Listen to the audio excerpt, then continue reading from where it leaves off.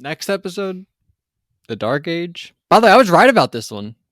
Yeah, this was the first one in your prediction that you nailed. Yeah, we're like 20 episodes in. I finally got one. Yeah. All right. So The Dark Age aired November 10th, 1997. Sort of a dead day in terms of pop culture history and history in general, if you ask me. The Cy Young Award, if we go back to baseball, that was given out to Roger Clemens and Pedro Martinez. So They tied? congrats to them. No, it's because it's the American League and the National League. Oh. All right.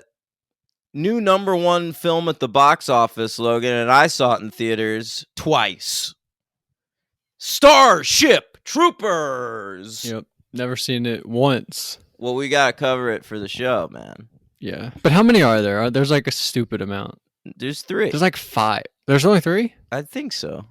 Oh, that would be good then. You could do the first one in one episode and then the next 2. Yeah. Starship Troopers, one of my all-time favorite movies. Paul Verhoeven, maybe his best work. Really? Is that true? I mean, that or RoboCop, probably. Yeah. Yeah, I love RoboCop. Mm-hmm. Then coming in at number 2, it premiered the previous week, Logan, but now it's been released wide to theaters. And a certain segment of our audience is going to be very excited about this. That's right. Bean! Okay. Yeah, the Mr. Bean movie. Oh, I thought those were all called Mr. Bean. Well, not this one. Or a holiday. Does he have Mr. Bean's holiday? Yeah, he does have that. But this one was simply Bean. All right. Coming in at number, and 2 new movies debuted outside the top 5, one of which I saw in theaters, and that one is Mad City. All right, that's a bank heist.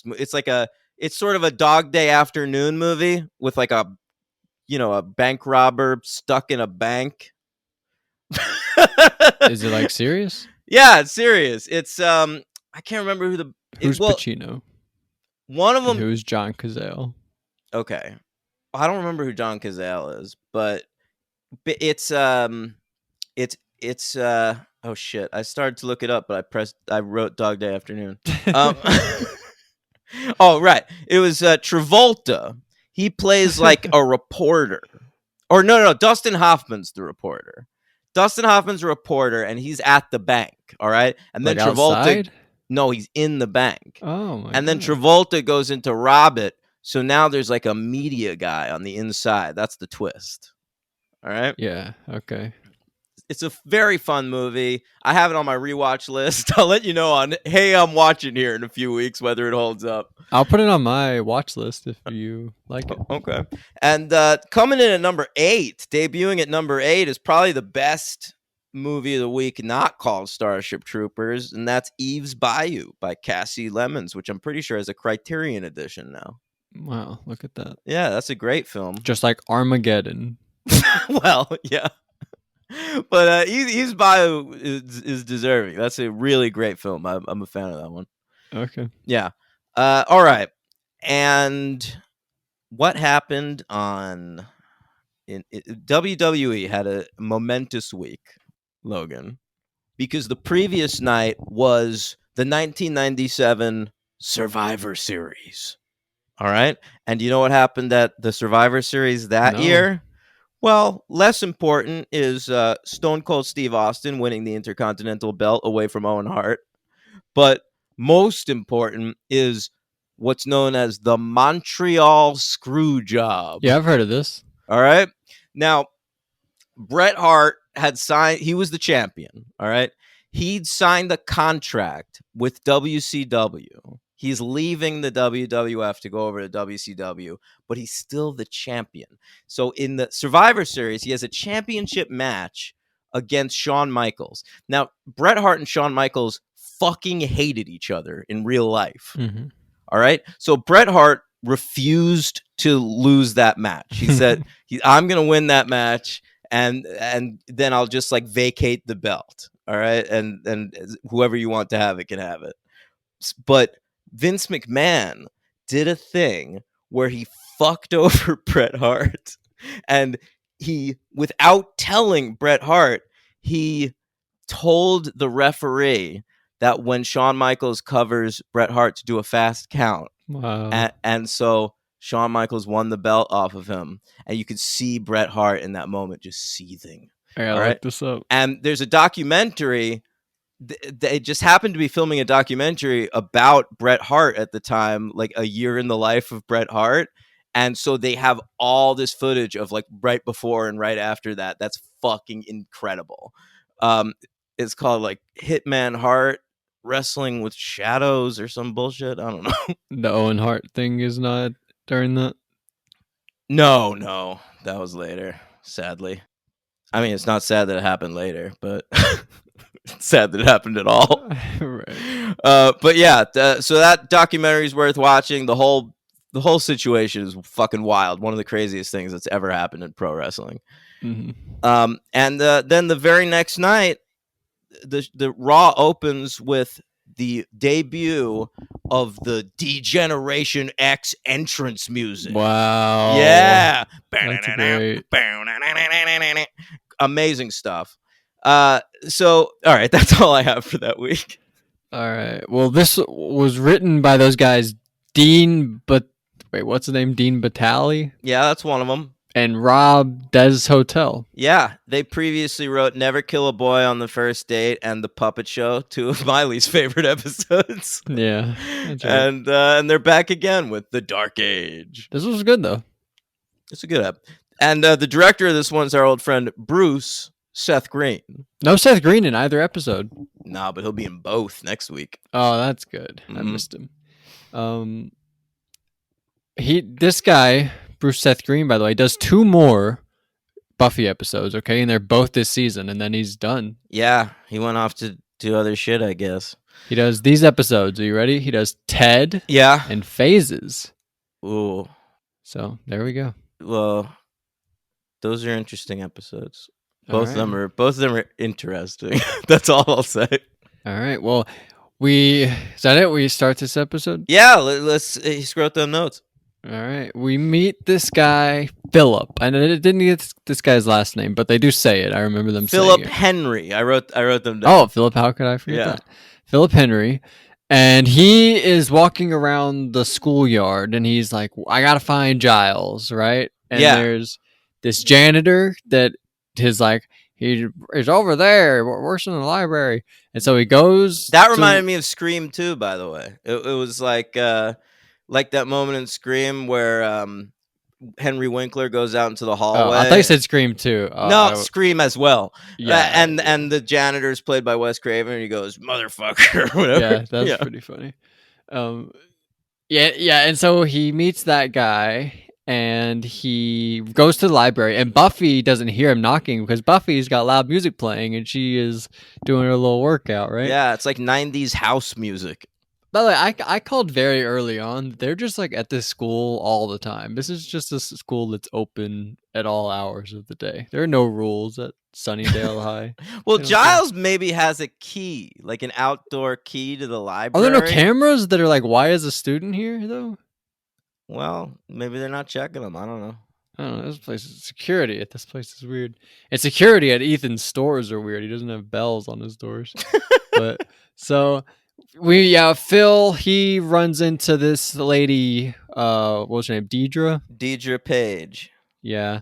And she kills him, and then she dies randomly and turns into like a liquid monster and then absorbs into him, and then he is now possessed by her. Did I get that right? Yeah, in my opinion, one of the worst special effects in Buffy history.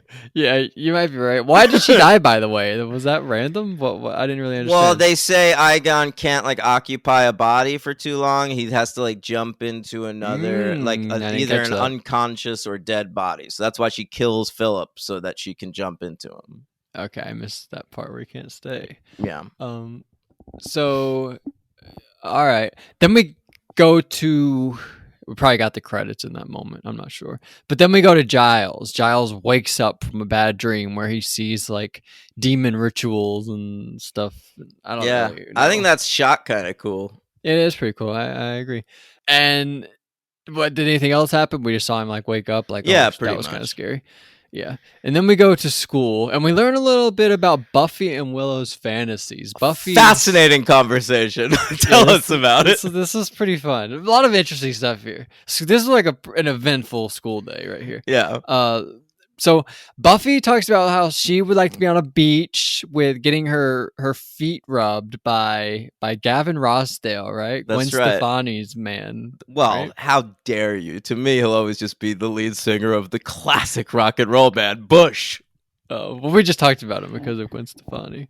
We talked about his great wet Rolling T-shirt Stone cover. Rolling Stone cover. But I was That wrong. He was just he's just shirtless.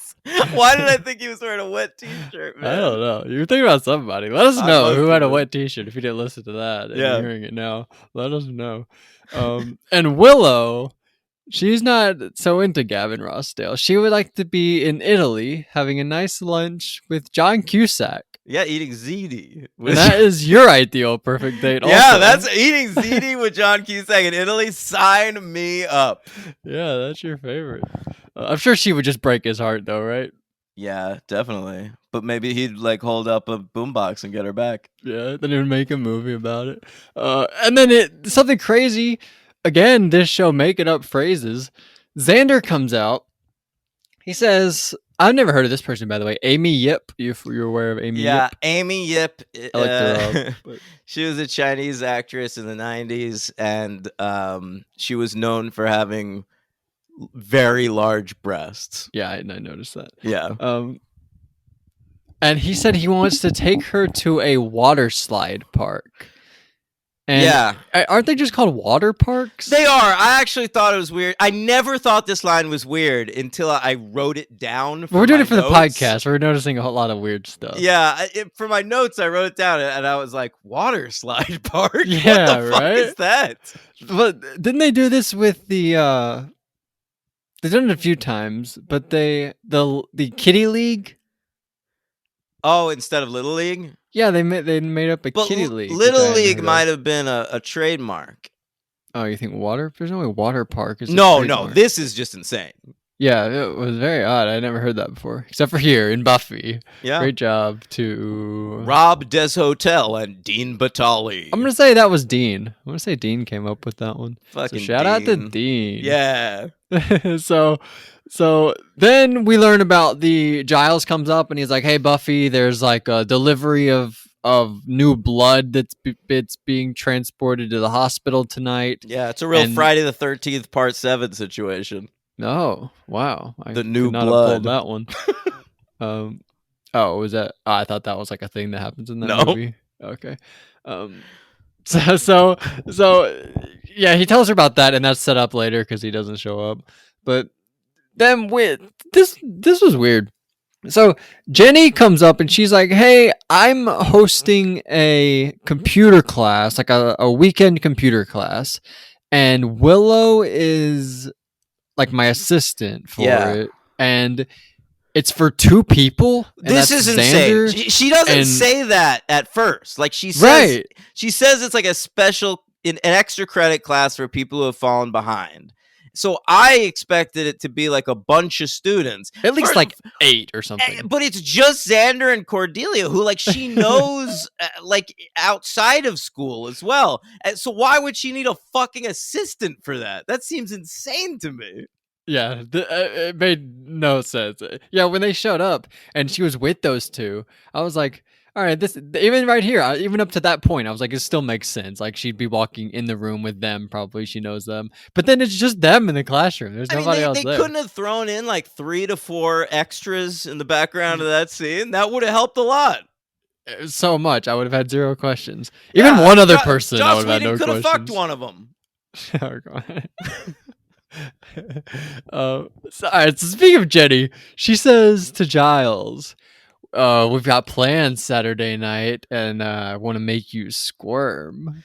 Well, that whole scene gets very sexy. Giles is like, "Oh, you want to go out Saturday?" And she goes, "No, I want to stay in." Oh, yeah, she did say that too. Yeah. And she goes, "Anyone ever told you you're kind of a fuddy-duddy?" A sexy fuddy-duddy? Yeah, anybody that told you kind of sexy fuddy-duddy? I fucking love it. This is like setting up tomorrow's the night. They are fucking. Yep. but Yeah. no. Yeah, it doesn't happen, unfortunately. No. So then Giles goes back to the library after all this, and there are cops in the library. And he's like, "Well, what did I do?" And they're like, "Hey, somebody fucking died, and they had like they were here to see you. They had like information about you. What's going on there?" And then another random Cordelia thing happens. Um, she comes in, and she's like, "Hey, what does she even say here?" It's really just setups She needs a for computer later. book for the thing tomorrow. Yeah, right. But it's really just The whole setup. scene is just so that she knows that Giles was talking to cops, so that she can tell everybody else yes, later. yes, yeah. So I feel like they're pretty lazy with Cordelia sometimes. They're just like, yeah, have her do this. Yeah, Oh, have her do that. absolutely. But that's gonna change momentarily. Okay, I cannot wait. Hopefully in part 1, 2-part episode. I was gonna say part 2, but no, get that over with. Give me a good Cordelia stuff. We go to a morgue, right? And we see the tattoo. We Yeah. see that tattoo of the mark of Igon. Correct. Yeah. Do we ever meet Igon? Is that a person? No, dude, that's the demon that they're fighting in this episode. Oh, it's the demon. Oh yeah, yeah. All right. So then we go to the hospital, right? That Giles was supposed to be there with Buffy for. And meanwhile, we just saw Giles at the morgue, man. He could have just stayed, right? Just hung out in the hospital, met Buffy outside. Is the morgue? I guess is that? I think the morgue would be in the hospital. Although maybe there was a morgue at the funeral home and Never Kill a Boy on the first date, so they might be there. Okay, yeah, we'll say that they're there. Okay. And yeah, so he never showed up, but luckily, Angel shows up, right? Yeah. And he's like, "Hey, I'll help you out. Don't even worry about it." I think it's a pretty good fight scene. Yeah, it's pretty good. Those vampires are pretty smart. They dressed up as hospital workers. Yeah, as ER doctors. Yeah, that was wild. I like that. So then we go to Giles's house. Buffy goes and she's like, "Hey Giles, where the fuck were you when I was battling the forces of evil? Why didn't you show up?" And he's like, "Hey, bad time. I think you should just go get to bed." Right? Yeah. He does say, "Where you hurt?" And she goes, "My feelings a little," which I think is very cute. Yeah. That's pretty good. And he's drinking. We learned that Giles is getting lit, right? Yeah, dude. When shit's going down in Giles' life that he's not into, he reaches for the bottle. Yeah, he does. Which I didn't know about, I don't think. I don't think I'd ever really learned that. No, this is the first time it's really happened. Yeah. And he has a list of names, right? With his name. It had Philip, Deidre. It also had another Ethan. name that was crossed out named Thomas Sutcliffe. And I was like, wow, I wonder who that guy is. Yeah, I didn't remember that other guy. Yeah. Wow. We never learned about him. No. Wow, he had a last name and everything. Yeah, this might have been set up. For a while, they were talking about doing a Giles spinoff that was going to be called Ripper, and they wanted to do it with the BBC, so it would be like 6-episode seasons, and it was going to have Anthony Stewart Head in it, but it was also going to be like a lot of flashbacks to like young Giles and like how his past is interacting with his present and shit. They never got that show off the ground though. Yeah, I like that one moment where Cordelia was like, "Why did he just call him Ripper?" yeah, that was funny. So then we go to that computer class that we were talking about, but Buffy crashes, and she's like, "Hey, something's up with Giles. He was at home drinking by himself and didn't come see me when he was supposed to." He also had a 5 o'clock shadow. He did, yeah. She was like, "He looked bad," and it's like, "Come on, Buffy." I thought he looked good as hell. Yeah, Jesus. And something funny from Xander here. He's like, "Yeah, my uncle was doing the same stuff, and then he got into seeing whores." He was like, and Jenny is not very pleased to hear that. This is the second time Xander has referenced his uncle Rory Oh, really? You could keep clocking those as we go forward, and eventually we'll meet that character. Well, when was the other time? I don't remember, but in a previous episode, I remember telling you about it. I don't know if he was named. He just said something, my uncle, but it was clearly this guy. I hope his uncle is Wallace Shawn. Honestly, it's not, but you're not far off. All right, that's interesting. I probably don't even know him, but I hope so. So what happened? Oh, Cordelia, she's like, yeah, by the way, I saw Giles hanging out with she says, because they're talking about how bad he looks. She's like, he looked fine when I saw him with the police. Yeah. And they're like, what? With the police? So then they go to the library, and Philip crashes into the library, and they capture him in that book cage. I remember you telling me that at moments they'll capture vampires in the little return cages, and here's one of them, Philip, the first example. Buffy also finds Ethan in the library. Oh yeah, Ethan's hanging out, and she's like, "Hey, what are you doing here?" Yeah, he's pretty cool, Ethan. I love Ethan. Yeah. Yeah. And so what's that guy's name? Philip. He breaks out of the cage, and that ends up hitting Jenny and knocks her out. Right. Is that right? And so they kill Philip, but then he transports his form into her. Yeah, we see it turn into that blue pool again. Oh, her eyes even light up. Oh yeah, that's right. They turned yellow for a second. Yeah, that was a pretty nice touch. So then they realize, I guess, that Jenny, bad stuff's going on with Jenny, right? And Willow here, she mentions an orgy for the second time in 3 episodes. You remember that other time that in frat, Reptile Boy? Yeah, that frat, they were having orgies. Pretty weird character thing from Willow that she knows very interested in orgies. Willow strikes me as the type who's like doesn't talk about sex a lot, and she's probably never experienced anything, but she maybe watches porn on the internet. In 1997. Yeah, dude. Watches it what, like on a computer? Yeah, I'm sure. Really? I mean, streaming or at least downloading JPEGs. I feel like she'd be really scared to get caught. But she's got a computer in her bedroom, man, and her parents don't really look in on her much. You're right, but her computer is facing her door. Well, she...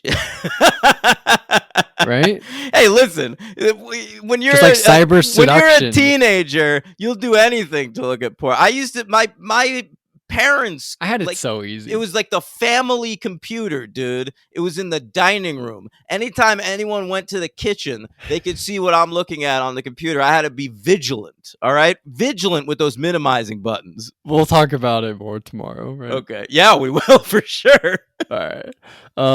So then go to Jenny's house, right? And Jenny's possessed, but Giles doesn't really know that yet. And she's putting the moves on him. She's like, basically gets on top of him, and she's like, "Hey, you can take advantage of me while I'm not doing so well," right? Yeah, but it's because she's infected with the demon Igon. Yeah, and he's like, "No, I'm not really gonna do that." And she's like, "What are you, a fucking pussy?" And then she like bangs his head on the table and smashes him against the wall, starts beating him up really hard. But Buffy shows up, right? And she saves the day. Yeah, she also like does a deep voice and then makes out with him, which is scary. Also pretty hot, right? A little bit. Did you skip the part where we get to see a picture of Giles when he was 21 years old at Oxford? Yes, I did skip over that. I'm sorry. He was wearing a leather jacket too, right? Yeah, I think that it's a picture of Sid Vicious from the Sex Pistols that they just taped Anthony Stewart's head onto. Oh, wow. Yeah. Wow, that's fun. Yeah. But yeah, he was wearing a leather jacket, which we've talked about is a serious Buffy thing. The Spike and the Master and cool Angel. People have leather jackets in Buffy. He also has a guitar in that picture. He's playing guitar. Yeah. Wow, I gotta look at this picture again. Well, I get, was that just the Sid part? Yeah, probably, yeah. Oh, okay. But we do see Giles play a guitar later on in the series. Oh my god, this guy is so cool. Well, all right, so we learn about Igon, right? Yeah. Giles tells the story about him and his friend. I didn't really quite get this. I'll try and explain it. He says like he and his friends, his four other friends, which we met, Deidre, Philip, Ethan, There's one other actually guy. another one back then who got killed when they were young named Randall that he Right. references. Yeah, Right, 6 right. friends, I guess. Or 5 friends and him. Yeah, and they used to like they used to like summon him and like do rituals and it would get them high. Is that Yeah. right? Yeah. And so one guy kept doing it so much that it killed him, that it like took over and killed him or something. Yeah. Yeah. That's crazy. It's like an addiction episode. It's a tale about addiction in this Yeah. episode. They like brought Igon into our realm by like summoning him too much to get high. Yeah, it's kind Yeah. of crazy. I didn't expect that. Yeah. But that's a fun origin story. And yeah, so R.I.P. Randall. And so now Igon has come back around to kill all the other people from 20 years ago or whatever. Yeah. Everyone that has that tattoo on them. It's like Final Destination, right? I suppose. So. Like if you don't die, he'll come back to get you. Yeah, yeah. Igon's like death. He is like that. He's like is it Tony Todd? Is that guy's name? Is he fucking in the Final Destination movies? Is that a person? Did I get that right? Yeah, he plays Candyman. Oh yeah, that's definitely the same guy then. Yeah, Tony Todd. He plays Death. Yeah. Wow. Well, he shows up to like warn them, like, "Hey, it's coming," but they're like, "Ah, get out of here, old man." But yeah, so we go to Ethan's store. Is this a new store? No, he says at one point that he still has the lease for another couple weeks. Oh, you're right. He did say Yeah. that. That was funny. Yeah, and so Buffy's there, and she's like, "Hey, you're gonna help me out with all this," and then he bangs her on the head, and then he starts doing rituals on her. He's still bad at this point. I thought he might be good, but no, he's not doing rituals. He's tatting her up. Oh, which I thought was part of the ritual. Well, he's trying to get the tattoo off of him and onto Buffy so that Igon will get Buffy. That's why we see him pour acid on himself. It's like Final Destination 5. Am I right? Well, I've never seen that one, man. Fans of Final Destination? Yeah. But yeah, he's trying to burn his tattoo off with acid, and then he's like tatting it onto the back of her neck. Wow. All right. Well, that's pretty neat. And so then we go back to the library. They're like trying to construct a plan of what to do. And Xander at one point gets really pissed at Cordelia and like he wants to fight her. Right? I don't remember this. You don't remember that? He like jumps up. He's like, "I've had enough of your shit. Let's go. Let's tango." He doesn't say let's tango, but he like jumps up and wants to fight her. I thought that was a funny moment. I guess you didn't even notice it. Yeah, I didn't. Wow, I guess you're not a Xander fan. I'm a big Xander fan. How dare you? Yeah, you're right. So they come up with a plan, right? Willow's like, "Oh, I have an idea," and then we don't see the plan come together. But then we go back to the store. And they all start to file in there, right? Jenny and Giles show up, and Angel shows up, and everybody shows up, right? When Jenny shows up, there's this weird effect outside where, like, she shows up and it's green. Everything. I don't know. I've never understood why the outside turns green. That was cool. I appreciate that though. I like that when she's at the door, like the silhouette. That was very cool. Bruce Seth was like, "If there's one thing I know, it's green. Let's throw it in there." That's good. That was good. And so Angel arrives, and I was like, "How the hell does Angel know when all the trouble's going on?" But I guess that's actually a quick question. Do vampires like sense when other vampires are in action and stuff?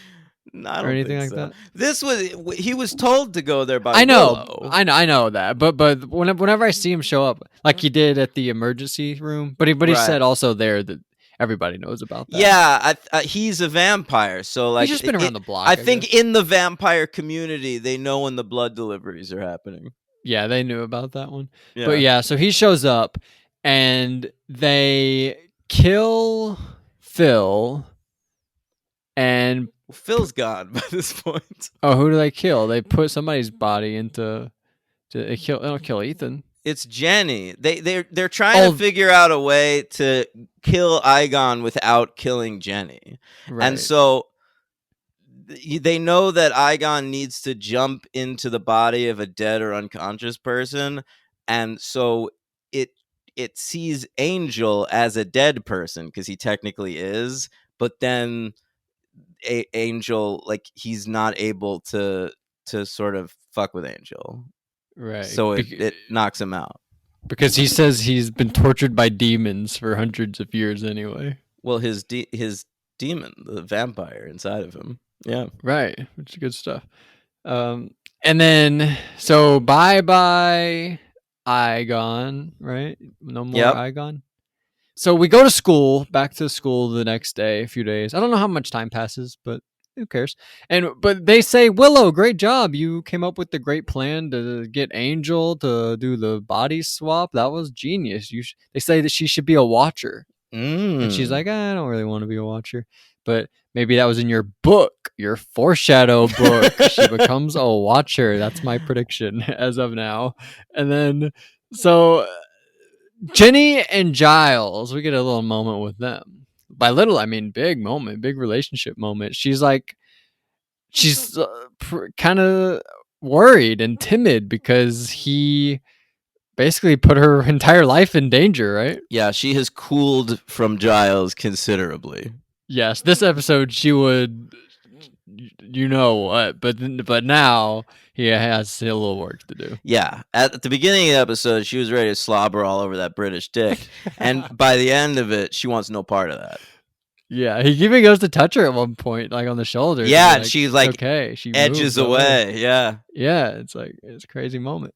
But yeah, so that's where we are there, and then Giles and Buffy have a little moment where they're like, hey, things are still good between us, even though we like put each other in danger all the time and almost get each other killed.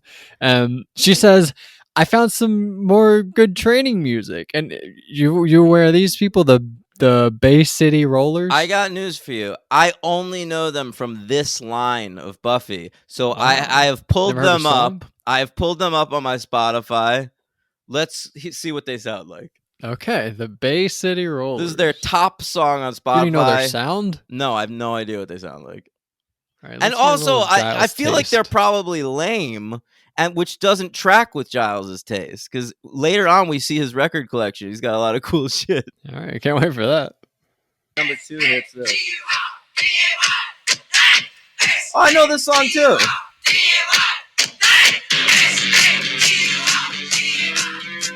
I'll tell you what, they're not bad, man. I think Buffy's being hard on him. She never heard of them. Yeah, I guess so. Well, she says, I'll pretend I didn't hear that, which implies that maybe she has heard of them. Yeah. But maybe. I'll tell you what, they've made a fan of me. I'm going to start listening to the Bay City Rollers. Yeah, I'm impressed by the one. Were they spelling Saturday? Was that what that was? Saturday. Should I make that? Well, I guess we just heard it. I wouldn't make it the outro. But because they went to Saturday school, I could do that. But should I do the Candle in the Wind since I've been putting that off? Or you could use Sex and Candy or one of the classic tracks from Shania Twain's Come On Over. All right. Well, I guess they will hear it when it happens. I will give this episode 4 stars. I liked it. Wow, you like it more than me. I'm going to give it a 3. You liked it. So this is, again, better than Lie to Me. Yeah, I thought so. Outrageous. I put it 6th place between Halloween and Witch. Read me from my list from Angel down. All right, so 4 down. Yeah. Angel, School Hard, Halloween, The Pack, Wait, is it Out of Sight, Out of Mind? Out of Mind, Out of Sight. You've asked me this so many times. Yeah, I never fixed it on your side.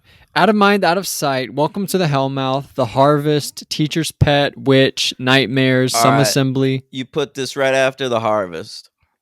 Oh my God, very, very low. So 11 out of 20. So that sounds about right. To me, this is a mid-range episode. I don't know. I thought we sort of got a lot of good stuff from everybody. A lot of good relationship stuff with Giles and Jenny. I thought this was a funny episode. A lot of good Ethan and Giles stuff. You know what? I may be underrating it just because that special effect is so bad. Which one again? When he turns into a blue pool. Yeah. It happens twice. It happens twice in the episode. It looks terrible both times. And it reminds me of The Secret World of Alex Mack, which was a show around this time on Nickelodeon, where Alex Mack, played by Larissa Oleynik, had the ability to turn into a pool of water. Okay. All right. My MVP is going to be Xander. I thought Xander was fun in this episode. Wow. Amy Yip at the water slide park. That's the MVP. And when he wanted to fight her. You didn't even notice that, though. Yeah, I guess I didn't. Well, my MVP for this one. Can I go? You can go whatever you I'll want. go Giles. I'll just go straight up Giles. Really? Yeah. I mean, he sort of fucked up a lot. Well, I'm not saying like he was valuable to the team, but I think he was valuable to the episode. All right, he got to grow a little facial hair for a couple of days. He drank a little bit. We learned about his past. We saw him with a guitar. You think he's a method actor? You think he actually drank? No. I bet he was a nightmare on set for 4 days. It's very possible. It was hell to shoot. Yeah, dude. All right. Who's your LVP? I'll go with boy. Those blue pools. All right. You actually Igon. I'm gonna say Igon. That's my LVP. Like I like the idea. That was fun though. They got high. I sort of like the reasoning behind Igon. Yeah, I like the idea of Giles when he was young and stupid, like raising a demon to get high. But I just don't. I wish the demon itself was more interesting. We didn't have to see him. That's good. Well, we did sort of like. Yeah, I guess. You know, Jenny's face like morphed and shit. Yeah, it wasn't that bad. I'm gonna go with. I thought that janitor was kind of bad. Oh my god! You know, I looked up that actor. Yeah, what happened? He was in a lot of Coen Brothers movies. Really? Yeah, I mean, like, it's small roles with no names, but they're really good at that. Apparently, the Coens like to use that guy. I would not have predicted that because I thought he was bad. I mean, he's my LVP. All right. Yeah.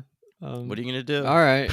So next week we're doing a two-parter. First two-parter we've ever had. Yeah. Called Whose Line Is It Anyway? What's my line? Not Whose Line Is It Anyway? What's My Line? Parts 1 and 2 next week. It's also the first script by Marty Noxon, who goes on to be like when Joss Whedon had like 3 shows on the air, she was like in charge on set when he was away, and this is her first script next week. All right, that's exciting. You don't think he like Joss Whedon had anything to do with her, right? I don't know anymore. It's tough to tell with everything. Yeah.